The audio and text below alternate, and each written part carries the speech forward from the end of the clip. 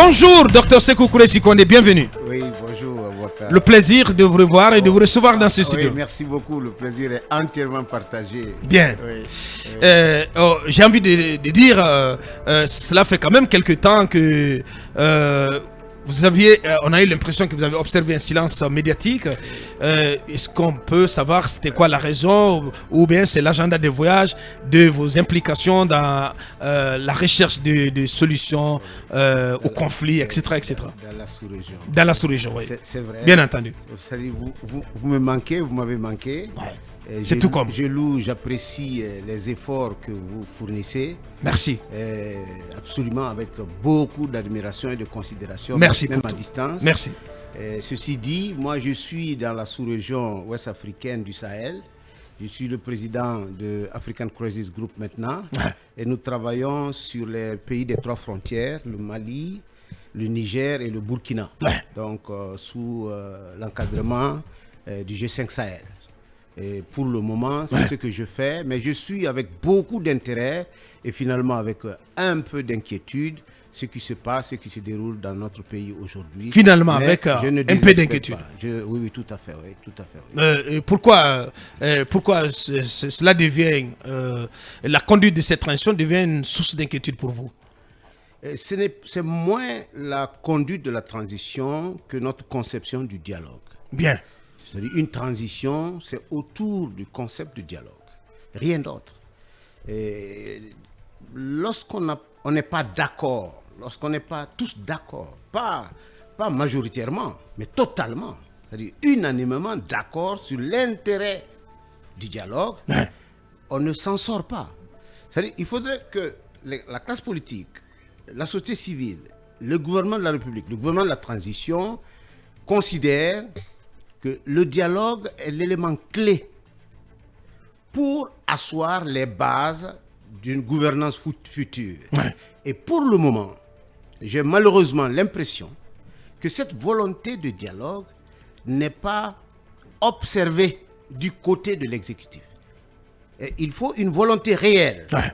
C'est-à-dire que face au gouvernement, je vais dire face à l'État, Kouressi Kondé, qui encore, FNDC, classe politique, nous ne sommes que des citoyens.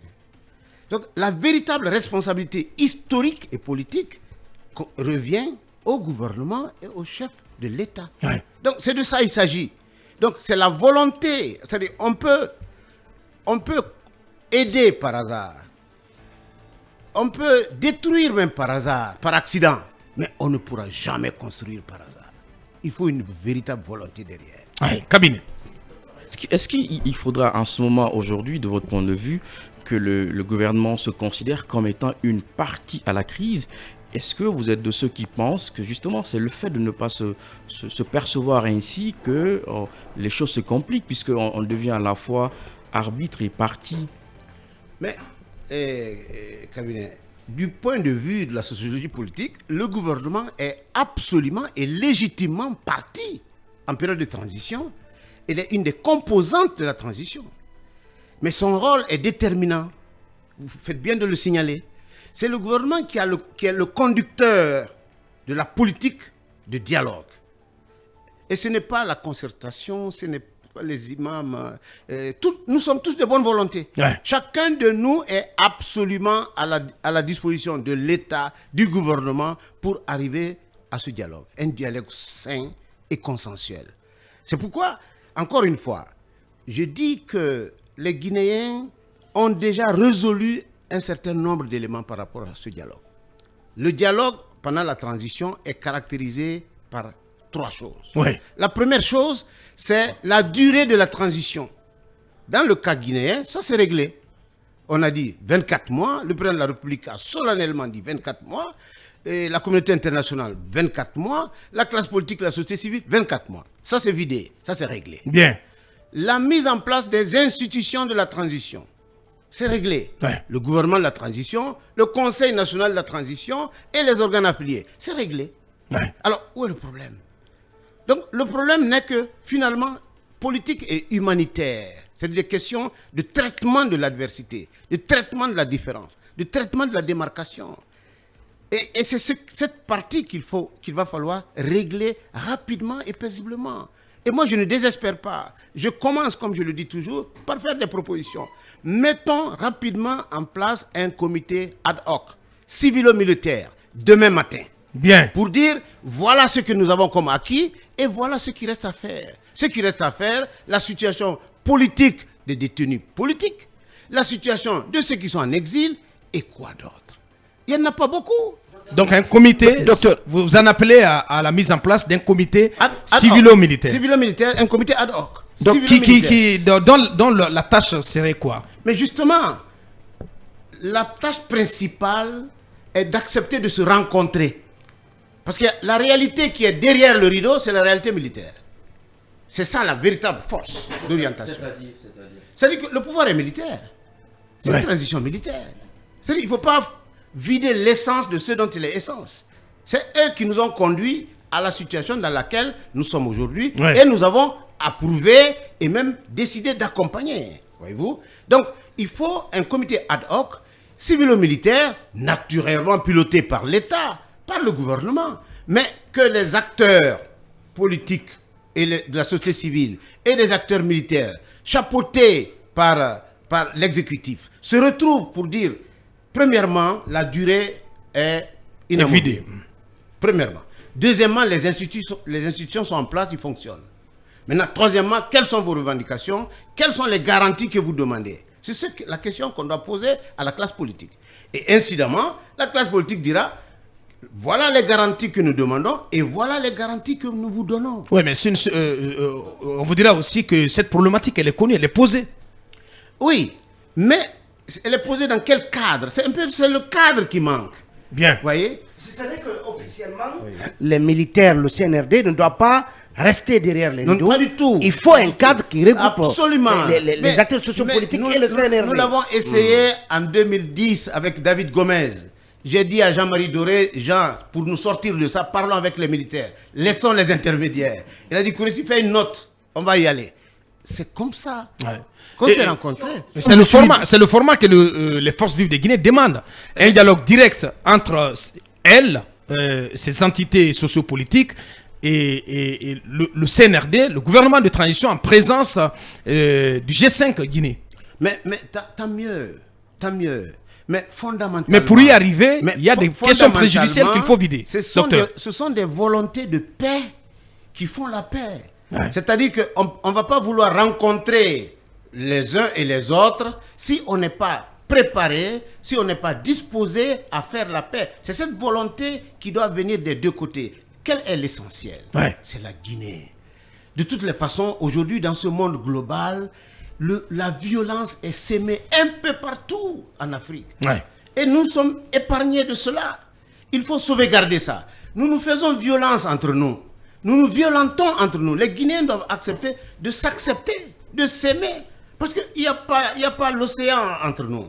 Donc, je dis encore une fois, un cadre de dialogue réduit et renforcé en comité ad hoc. Ça veut dire quoi? C'est pour 12 jours, 14 jours, pas plus. C'est 2 semaines.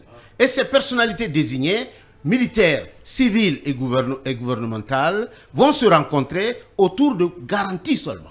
Quelles sont les garanties que vous demandez et quelles sont les garanties que nous donnons? C'est une question de garantie. Parce que les gouvernements africains, d'une manière générale dans les pays francophones, sont installés dans la peur et sur la peur, dans la méfiance et pour la méfiance. On se méfie des uns et des autres, on a peur de sa place, on a peur de perdre l'argent, les privilèges, les honneurs, et on a envie de venir remplacer. Il faut éviter cette bousculade, il faut être serein.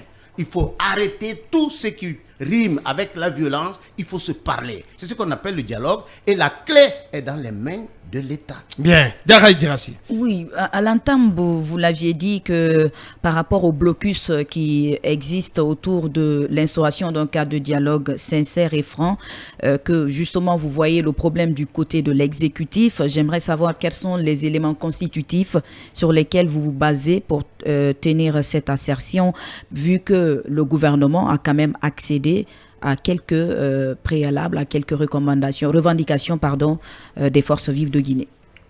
Je vous remercie pour cette pertinente question.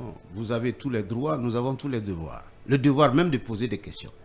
Est-ce que Est-ce qu'il vous semble aujourd'hui, madame, que le dialogue interguinéen du 5 septembre 2021 au 12 mai 2023 a réussi?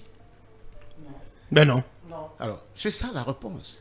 C'est-à-dire que tant que ça ne réussit pas, il va falloir redonner de l'espoir, se redonner de l'espoir et de l'énergie, la confiance. Il faut la restauration de la confiance.